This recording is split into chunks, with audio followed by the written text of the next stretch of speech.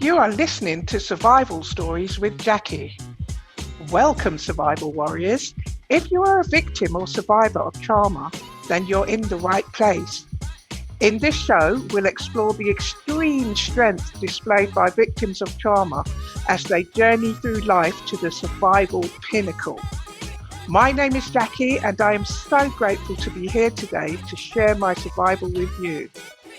Here is this survival story. Let's dig deep. Hello again, survival warriors, and are you ready for yet another story of survival and another strong woman? Today, I have for you the immensely strong Lori. She is a friend of mine. She is a friend of mine because I have immense respect for everything she stands for and everything she's been through. And I'm amazed that she still stands today, stronger than ever. So without further ado, I will pass you over to Lori, who will introduce herself. Good morning, Lori. Good morning, Jacqui. Thank you so much for the warm welcome, and thank you for having me. My name is Lori Reising. I am a podcast host as well of the Raw and Wild Hearts. I am the founder of Awakening Your Life Force Retreats. I'm a trauma-informed body worker. I'm an online consultant and hypnotherapist, a speaker, a writer, and a pelvic floor therapist. Very busy woman. I told you she's powerful. Keep listening. Lori, what makes you so happy today? Because you emit such positivity into the world. You're just like a shining light. What's led you to this point? A lot of work, Jacqui.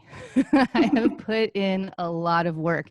But to be honest, I had this gift of being born with knowing that humans have ultimate divinity within them. It's always been in my DNA. I've just known it. I've been drawn to it. So my whole life has been about helping move my community, my world, and myself toward that divinity. And, after going through the trauma that I did experience, I lost that for a long time.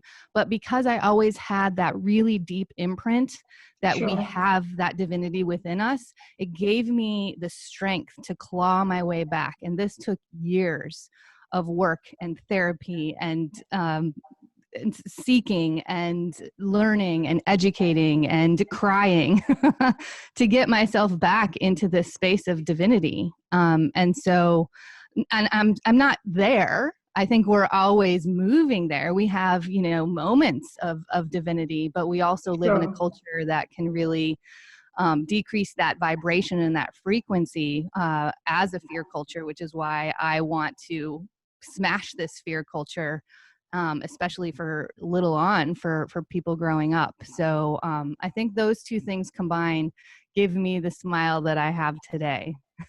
And we're all very grateful for it. Lori, you talked about a lot of movement, a lot of, stepping towards divinity and the things that got in the way of it for a while. Could you take us to your darkest point, please? The point where you couldn't help but look for a change, look to start turning things around. Yeah, my darkest point lasted for probably 3 years, I believe. And it started with the death of my daughter. She was stillborn in the womb at 6 months. And that was so devastating to me for so many reasons. And I went very, very dark with it, as well as losing my health at the same time, as well as not getting the medical care that I needed through her birth and through my postpartum, which led to really different states of grief work between me and her father, who was my husband at the time. And so it led to a lot of marital discord and a lot of pain in our relationship. And that led us to finally getting pregnant again. I believe it was 2 years later, and miscarrying that baby.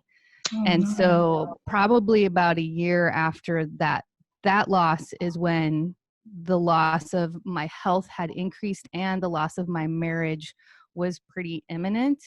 And in order to save myself, I needed to do something. I don't know, I say I was walking around as death. I was walking around as a shell of a person, and I was crying every day. And crying every day does not do any favors for your health, especially when it's already in a bad state. Because with my daughter, they had left her inside me for 10 days. And so my toxicity levels were quite high. So the trauma that I went through in body, mind, spirit for all of those years became my breaking point. So you say they left her inside of you. Did you want them to carry out an action in that time to remove? No, I was so devastated. I cannot explain the devastation that happens to you in an instant when you find out that your child has passed. Um, and I was in a haze. I was in a devastation haze, and I was in a small town in rural Iowa.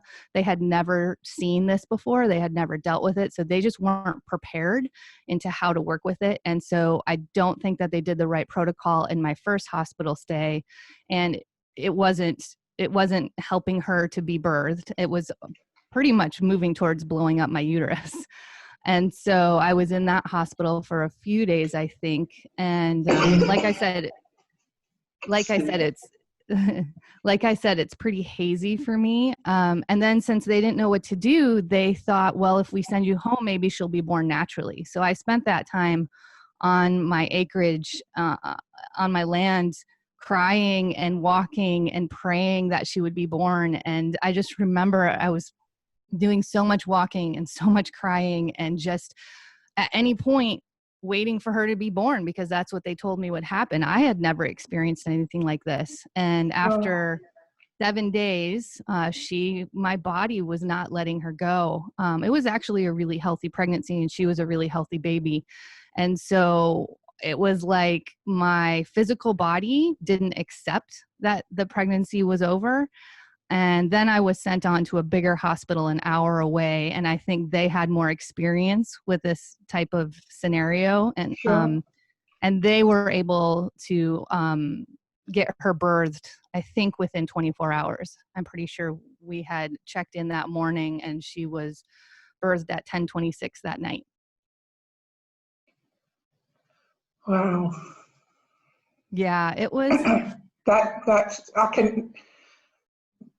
I can't even begin to imagine what that whole process did to you.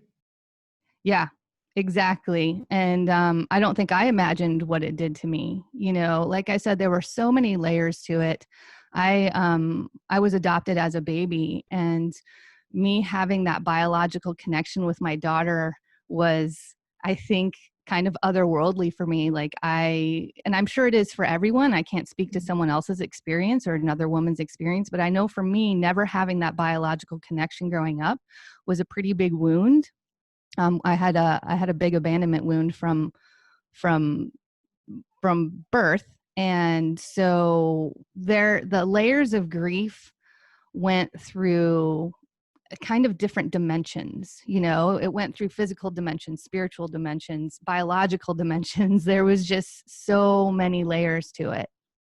Sure. It's just, this is why I say you're such a strong woman to be able to talk about it so clearly today. Yeah, it did happen quite a while ago. So I went through a good 10-year grief period. This was pretty much my entire 30s that I went through grieving. And I'll be honest with you, just yesterday, I was thinking about her. I think I watched something about babies and a baby being born, and my heart always, has that dagger in it. That I don't think that will ever go away.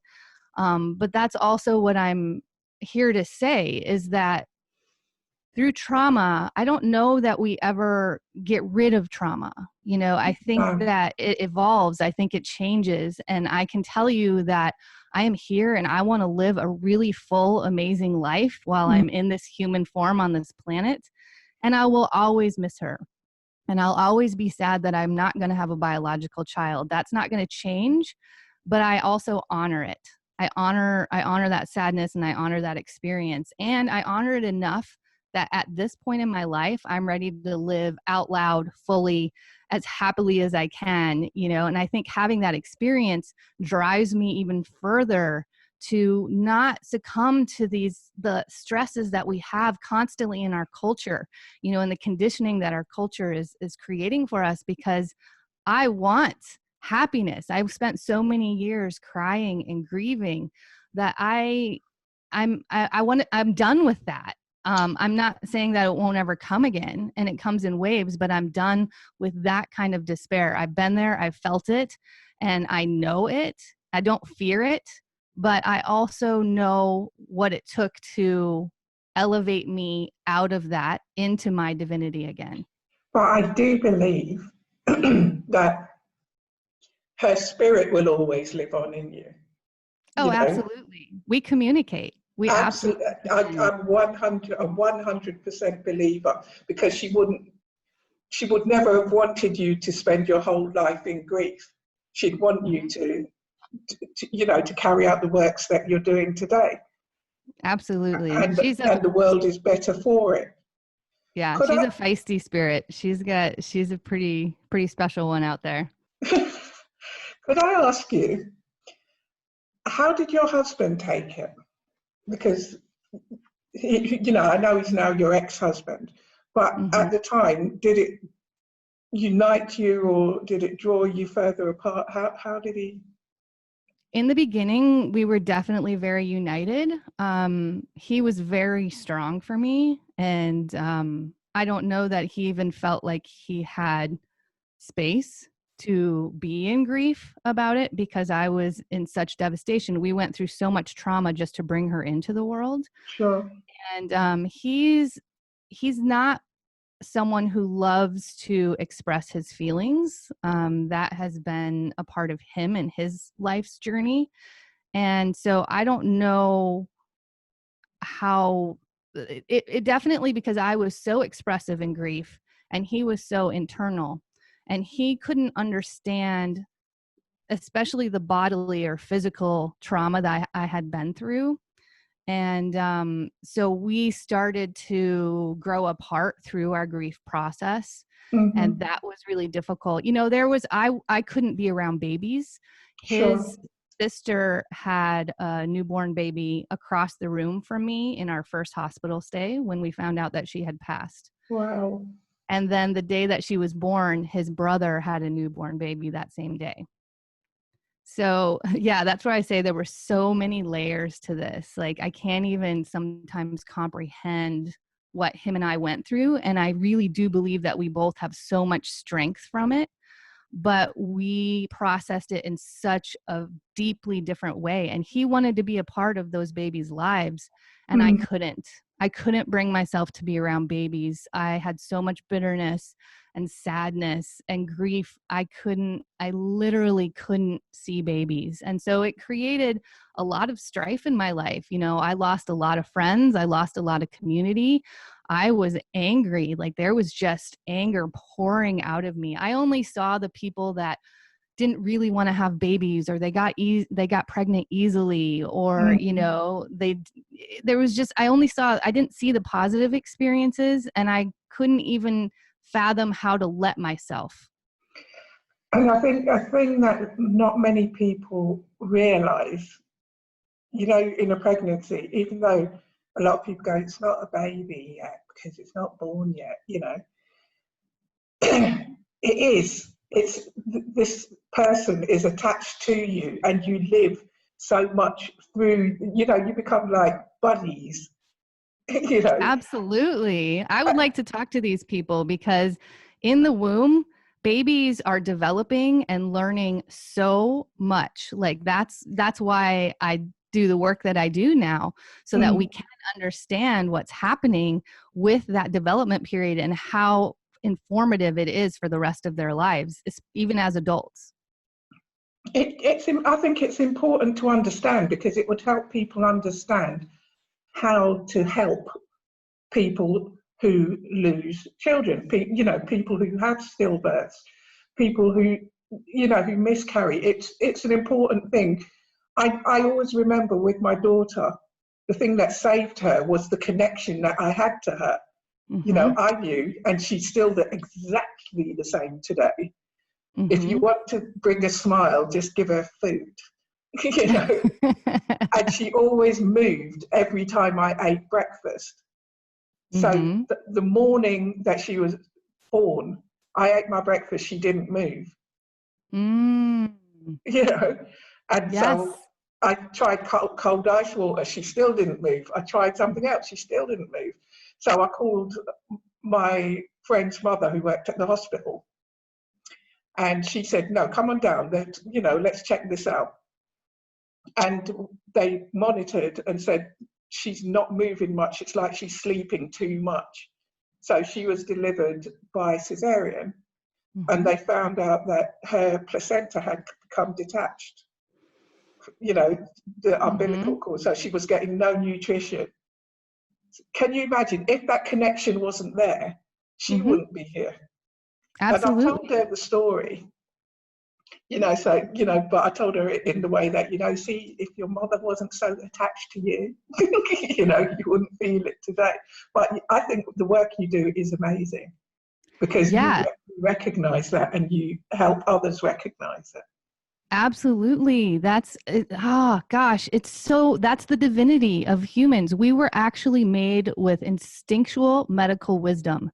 So when birth came about, there were no hospitals. There were no doctors. We didn't have that yet. Birth was happening before that. So somehow birth was made to work pretty well on its own. And through the medicalization of birth and through our Western medical system, we have gotten so separated from that instinctual medical wisdom of mothers that we have them second guessing themselves all the time. And Absolutely. we have them disempowered in their own pregnancy and birth experience, when what they know is more than any doctor, any test, anything else on the outside can ever know. So that is where we absolutely need to be listening to mothers and listening to their intuitive medical wisdom, because they know more than us about their body, about their baby, and about their pregnancy. It is their experience. Now, of course, we're really blessed to have medicine. We're so blessed. It is life-saving. Just like for you, you had that cesarean section to have her born because there was a serious medical issue. Now, that's fantastic with technology, but we also need to be honoring that divinity of humans and that human connection, and honor our own instincts, because that bringing those two together and combining that kind of wisdom and that kind of medicine is such a powerful force. So I'm so, and I spent a lot of time beating myself up because I was like, should have I known? And I actually had a doctor's appointment before that where her heart rate was irregular. Yeah. And they said, oh, well, it's no big deal.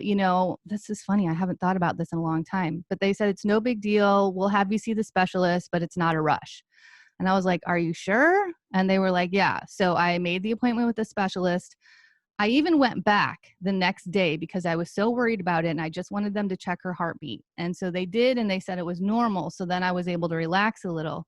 Well, she passed before the specialist appointment. So I never got to the specialist. And so, that haunted me. It haunted me for a long time. Like, would have she been saved had I gone to the specialist? Would have that changed anything? Because she did have that. Maybe it was a big deal. Maybe, they never know for sure. Right. It's a really difficult job when you're looking at signs and symptoms like that.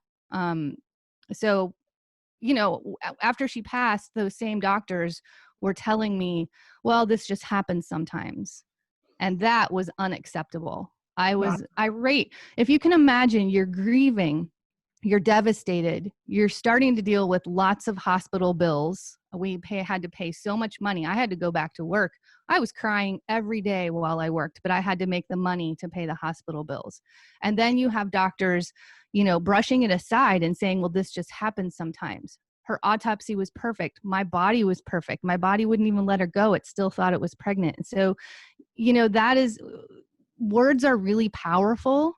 And the medical community can be really cold in a very intimate situation. And so I am working to change that in birth. Let's take a break there because we need to hear more about this. We'll be right back. Hello, this is Lori Reising of the Raw and Wild Hearts podcast. Please come and join my Wild Heart Revolution in a call to unconditional love in our shadow and light without judgment or fear. I want to smash this sensationalism and fear culture and celebrate and explore our emotional range and divinity as humans. You can find me on all podcast platforms. You can also find me on Instagram at The Raw and Wild Hearts. I'm also the founder of Awakening Your Life Force Retreats, a pelvic floor therapist, a childbirth educator, an online consultant and hypnotherapist, and speaker.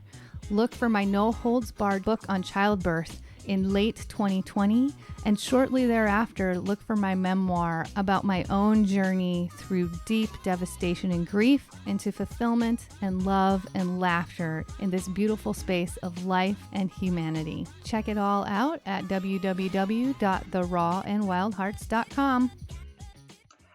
And we're back. And Lori was just telling us about she's told us about her story, and now she's going to tell us about some of her findings and go on to tell us about the work that she does. This is really important stuff. Women and pregnancy is often an area which has far too much involvement by people who don't really understand, and not enough by people like Lori, who has experience and understands the process. So keep tuned. Yeah, I was thinking about it when I was introducing myself before. I left off probably the most important title that I take behind my name, which is childbirth educator. So I'm writing a book on this right now. I'm hoping that it'll be out in late 2020. But yeah, so when I finally scraped myself up and left my marriage and my home, which I loved so much, because I knew that there had to be a better life for me out there. And it's not necessarily without my husband, because I was still in love with him, but we were not syncing in our grief process. And I was crying every day, and I felt like I was basically dying while I was living. And so I just thought, I need to get somewhere where people can help me. I need to get somewhere where I can have friends that don't have babies, so I'm not feeling so isolated. I need to get somewhere where everyone in the town doesn't know what happened to me. It was like I needed some kind of fresh start in order to figure out how to heal, to figure out how to get back to my divinity and get back to my soul. And so it was the hardest thing I ever did. And even after I did it, coming out here back out to Portland, Oregon, my health was in the dumps. I was starting a new business on my own. I had to make new friends. Like, it was probably the hardest thing I've ever done, but it was a thing that I knew I wanted to live. And so I had to do the hardest thing in order to live. And eventually I started making moves, and I started I decided to start working with women that were trying to get pregnant who had loss, because I deeply understood their experience and what they were going through in their journey. And I had already been a trauma-informed body worker for, almost probably 8 years by then. Okay. And so I did a lot of work of releasing physical and emotional trauma from the cells and from the tissue. And so that's what I kind of started focusing on, because I decided if I could help other women that were going through some type of experience like me, that might help heal me as well. So when you release from the cells in the body, what does that look like? What type? Could you describe that process? It's really hard to describe. So basically, you would see my hands just barely moving. I'm just basically putting sustained pressure into the tissue Okay. until that tissue and so the person that I'm working with needs to take the brakes off in order to allow that trauma to come to the surface, because we can hold on to our trauma and we can hold on to it very tightly. We are so powerful. We are Yes. magical beings. And this is our medical wisdom. If we're not ready to release something, we're not going to. And this Yes. is the type of work that doesn't show up on medical tests. It doesn't show up on scans or x-rays or MRIs or anything like that. So people can be in pain throughout their lives, but nothing ever shows what's happening. And it's because they're holding on to their trauma, and that's creating physical illness within their body. And so you might see my hands just like sustained pressure, and then that tissue starts to release. And some people that really do take their brakes off and they're ready to work through this process, Mm-hmm. you can see them go through an unwinding. So our bodies will literally physically unwind a trauma out of it. So Okay. this is an example. So if you've been in a car accident and maybe you have whiplash or something like that, I can start working with your neck area, with the connective tissue. And as I'm starting to release that, your body might take itself into the motion that it was in during that accident to unwind what it held onto. Okay. Does that make sense? It does make sense. Yeah. I'm just It's thinking pretty about, fascinating work. Yeah. it is. I will tell you right now that when you do go through these unwindings and you release layers of trauma from the body, it is the best natural high you could ever feel. I've been doing it for 20 years with my body, and it's incredible. And when I was in all of those years of grief, I didn't do a lot of the work because maybe I wasn't ready to release her. Mm. When I finally went to do the work a few years later, I went to the center of the man who developed this work in Sedona, Arizona, and I actually met my daughter as I went through an unwinding and released her. I was finally ready to release her spirit from my body, and it was the most incredible day of my life. I can imagine incredible, happy, ecstatic, all those feelings. Yeah, Wow. yeah. I mean, the amount of tears that came out of this one body through that process was just so amazing and so beautiful. And it was, that was probably one of the first steps towards some major healing for me, even though Mm. it was like gut-wrenchingly painful to meet her in the spirit world. And, as I'm moving through this vision, and not have her physically with me. So it took me a lot of years of work, of some deep work, in order to accept that she's the daughter and I'm the mother, and I was left here to make some really powerful impact on many people's lives because of the experience that we chose to go through together. Sure. That that experience, when you just want to experience it, Mm-hmm. I want everyone to experience it. But here's the thing, we have such a fear culture. We have a culture that really puts so many constraints on us and just strips us of our divinity from little on. We're just constantly being stripped of our magic and our intuitive wisdom, that it can be hard to access. It can take quite a while for someone to really learn to take those breaks off. We can be in a controlled holding body throughout most of our lives because we're stressed. We have to pay our bills. We have to have this job. We have to get the health care, That's it. Society sort of takes over a lot of Mm-hmm. us, and it stops us actually being able to take ourselves to that realm, Yeah. because we get that fear of what will other people think if they knew, or things like. Or what happens if we lose control? We learn Yes. to be so controlled in this life. And when we actually lose control, we gain that divinity. We gain that soul, that beautiful soul experience that we really can have in these human bodies. It's so beautiful, that enlightenment, that frequency, that vibration, however you want to call it. Mm. It's a connection to God, source, spirit, if that's what you believe. And it becomes very deep. It's a type of faith and beauty that I would be lost without it in my life. I don't know that I would have made it through that grief and that devastation. I don't know that my body would have made it back to health without the work that I have done. But I would say to our listeners, though, it's really important that you think about what Lori is saying, because I can also testify that a lot of my healing came from building faith and Mm-hmm. my spirituality, and I worked hard on connecting and building my vibration level to be able to get through everything. And today I feel much better for it, but I never stopped working on it and I never stopped believing in it. Sorry, Lori, I'm interrupting. Please continue. No, I absolutely agree, because the thing is, we're constantly being bombarded with our media, with messages, with fear, with, scarcity mentality. So you cannot stop. You have to keep going. And that doesn't mean that you're always going to feel great and you're always going to feel this, this light inside of you. We have to go through shadow. We have to go through the dark times. We have emotions for a reason, therefore exploring.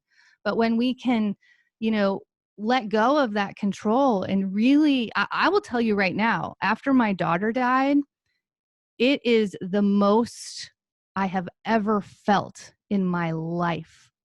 I actually feel like, even though I was in such grief and devastation, I feel like I was probably the closest to God, source, spirit, that I've ever been, because I was feeling so deeply and I couldn't stop. There was no way to stop it. And in our everyday normal lives, we can put the brakes on. We can keep stopping it. But I don't know. I have this feeling about our everyday normal lives, the ability to just say, to put the brakes on, as you say.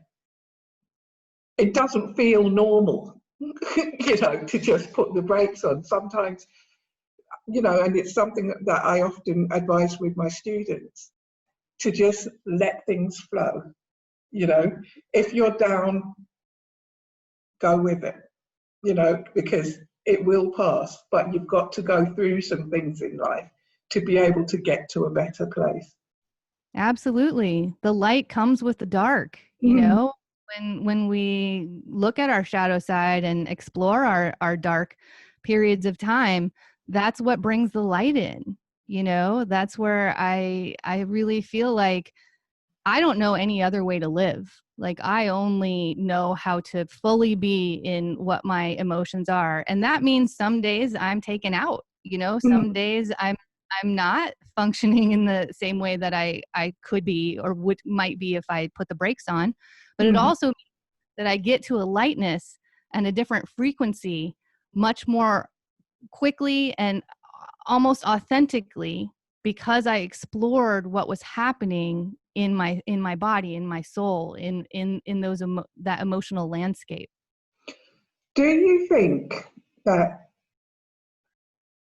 your work is the reason you're on this earth? And I'll put this into context for you.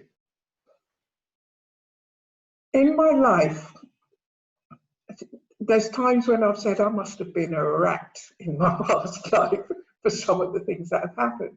But then I always say, no, I think I was put on this earth for a reason. And my reasoning has a lot to do with relating to other people and helping people build themselves out of the darkness and towards the light. I always believe that. That's why I've gone through serious illness. I've gone through various traumas and still standing. Do you think the work that you do is your reason for being? Yes, I absolutely believe in that empathy that we gain through experience, and those of us that are called to the light to really serve in that light for the greater good of humanity, I believe we take that experience and we want to share it with other people. It's not even a choice, really. It's something that we're just driven to do. And again, I say that's why I was born believing in people and in the divinity of people. And so I have always been in healthcare, even before my, greatest tragedies in life.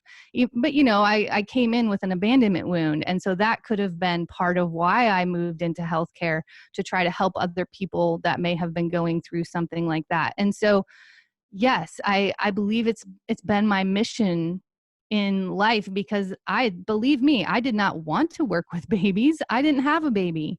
I spent my entire 30s my entire life was focused on having a baby. I really wanted that biological child. I wanted that family, even in the midst of everything else crumbling around me, like my relationship.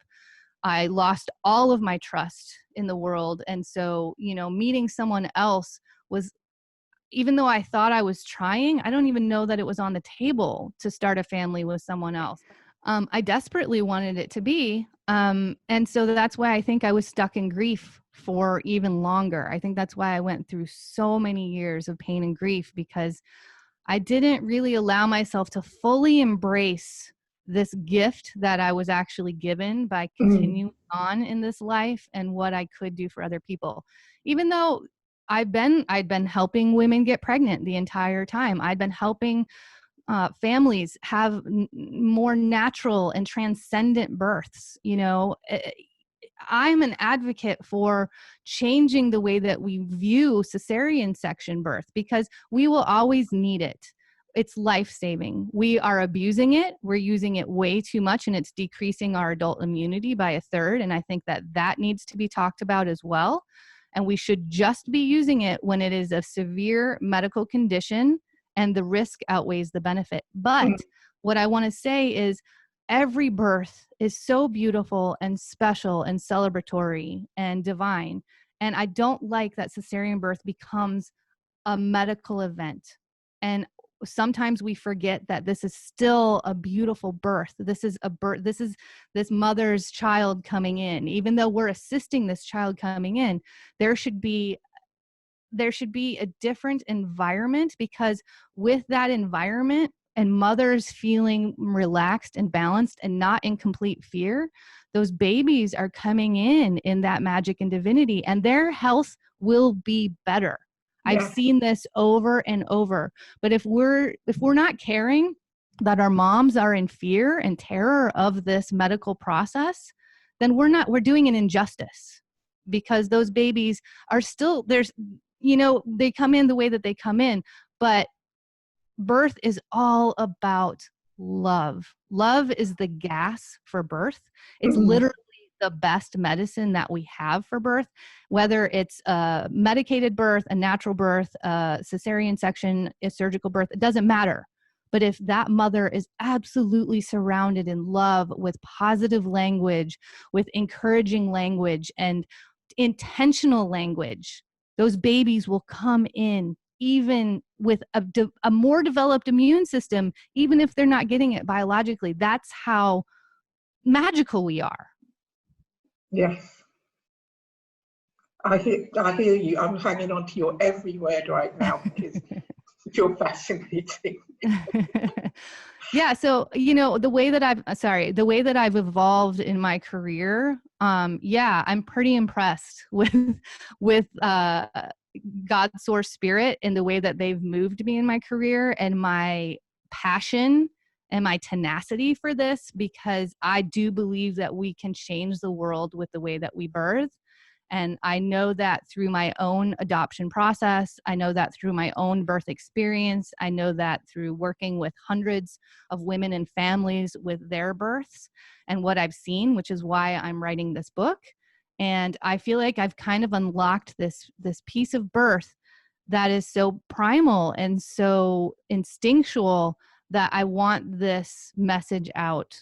I want it out, and I want it to be changed. I want our culture to be changed. Laurie, I'm going to take a break there, but I want you to think about something for me until we get back, and that is, what are the steps that need to happen for that change to happen? We'll Okay. be right back. Have you ever heard of pelvic floor therapy? Have you heard of pelvic floor therapy but been a little too intimidated to find out more? Well, I have the course coming for you.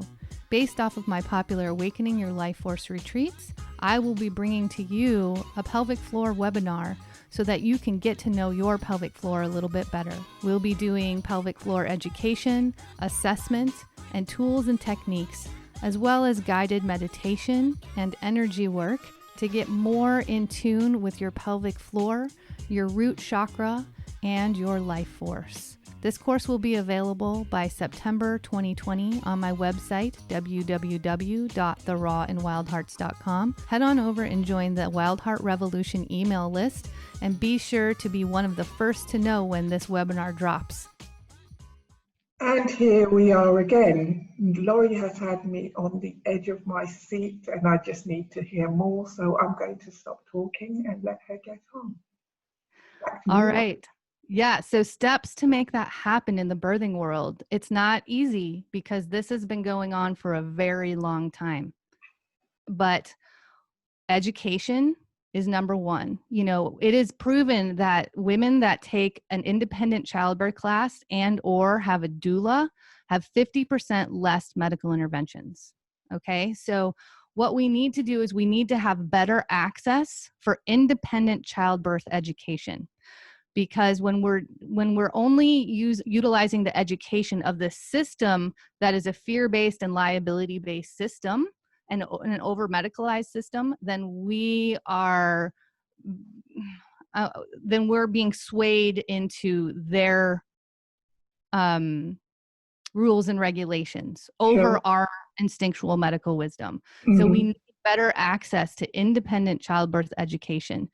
There's lots of books out there, you know, there's so much, but what I've seen in my career is when you work one-on-one with someone, especially someone like me, I have dedicated my life to learning about this. You know, I basically spend most of my free time reading books, listening to podcasts, doing the work, you know, seeing what happens in my experience with my clients. And I'm taking that and accumulating it and really making big change with that.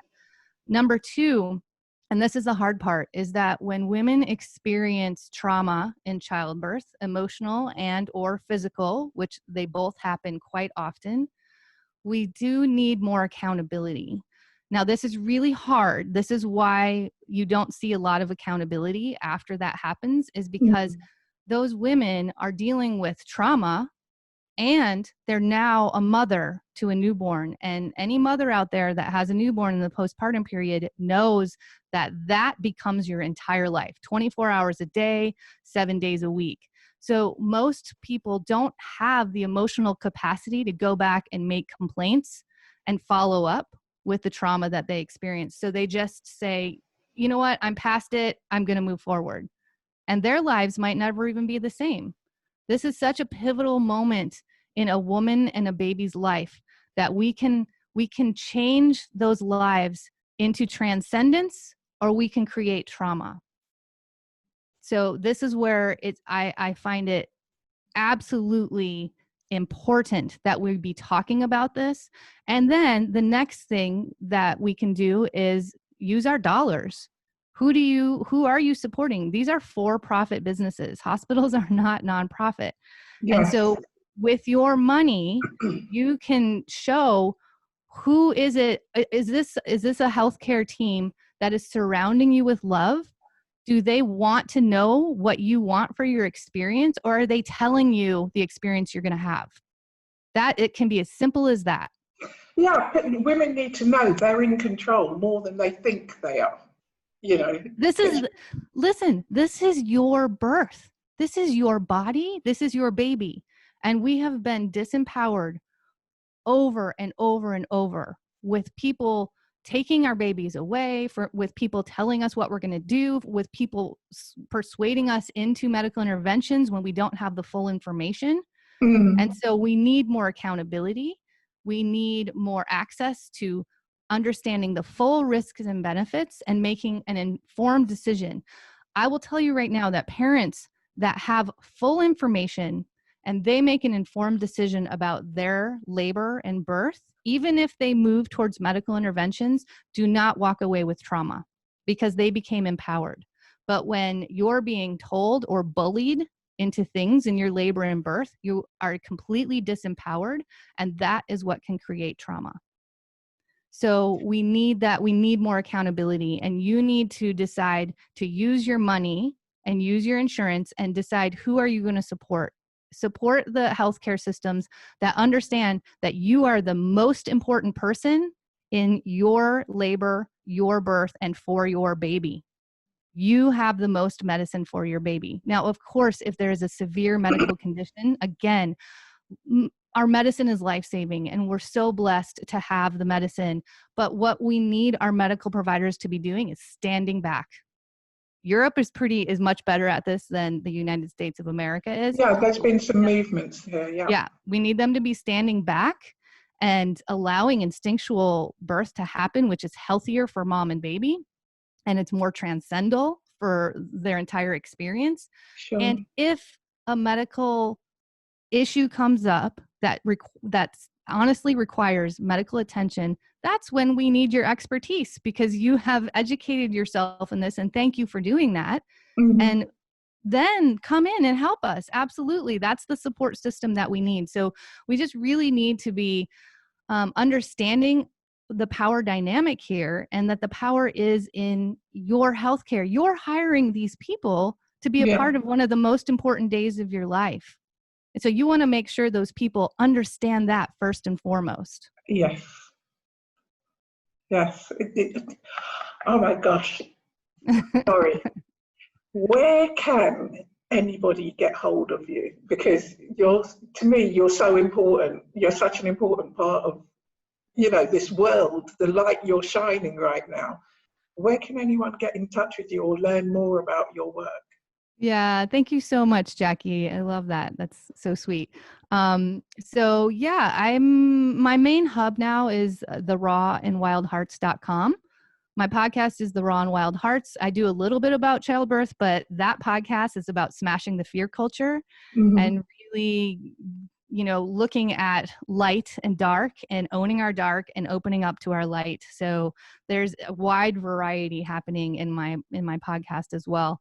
But therawandwildhearts.com. On Instagram, I'm at The Raw and Wild Hearts. Like I said, I'm hoping to get my childbirth book out at the end of 2020. And shortly after that, my memoir should come out, more about my journey and process through the loss of my children, the loss of my marriage, the loss of my health, into empowering myself in this work and for the world, to change the world.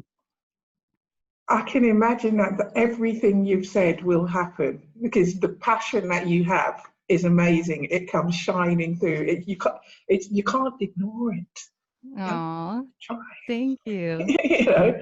It's right there, and I certainly want to get hold of your memoirs as soon as they come out, because I think you're amazing. I know I keep saying it, but that's because I do actually think you're amazing. Thank you. Well, I feel the same, Jacqui. You're a fantastic light, and thank you for doing what you're doing. This has been such a beautiful time and conversation. I've had a really fantastic time speaking with you. Well, if you want to contact Lori directly, she's given you her contact details. You can make any comments also below in the comment boxes. Please pay attention and, rewind, listen to it again, because I certainly will be. This has been a lot of value, a lot of information, but it's a lot of important stuff here. I can't say this enough. As women, we have enough to go through in this world without being connected to ourselves and our inner beings. Without feeling like we have control over ourselves and our inner beings. We don't actually need people to dictate everything that we do. Would you agree, Lori? Absolutely. Women especially are divine. We're magic. We produce life. and we need to be able to continue to do the magic that we do. I'm going to ask Lori now some get to know Lori questions, because we like those, don't we? What do you have for dinner mostly? I do. I have a lot of breakfast, but a lot of people don't have breakfast nowadays. One of my staples is salads for sure. I just made a lasagna that's made, basically vegan and paleo. So yeah, I would say I do like a good burger and fries though too. I Would grill. that be vegan burger? I'm paleo. I try to be mostly vegan, but because of my health, quite honestly, I need to have more blood in. I'm very blood deficient, so I need to have more blood. I prefer to be vegan because I love animals so much. And I was vegetarian for 14 years, and that was hard on my health. Yeah. And so I just try to be really balanced, and I try to practice much more vegan than not, but I do know that I need a little bit of that animal protein for my health. Flip-flops or sneakers? Oh, flip-flops. This is a bit of a weird one, but when you go to the beach, is it for the sand or the ocean? The ocean. I'm a surfer. I'm on those waves. I love everything about the ocean. I could sit beside it for ages. It's so healing. Oh, thank you again, Lori. I'm sure that there'll be a lot of contact coming back to you about this. I certainly want to keep in contact with you because it's lovely to meet somebody who's so kindred with you. Yeah, absolutely. Thank you, guys, and we will see you again on the next episode. This has been Survival Stories with Jacqui and my friend Lori. See you soon. Cheers. And there we have it, another empowering episode of Survival Stories. If you had something today that resonated with you, please reach out at jacquiandfriends.com and download our free PDF. Don't forget to head over to iTunes and leave a 5-star review and rating. And whilst you're online, why not join our community of warriors on Facebook at Survival with Jacqui. Look forward to seeing you there.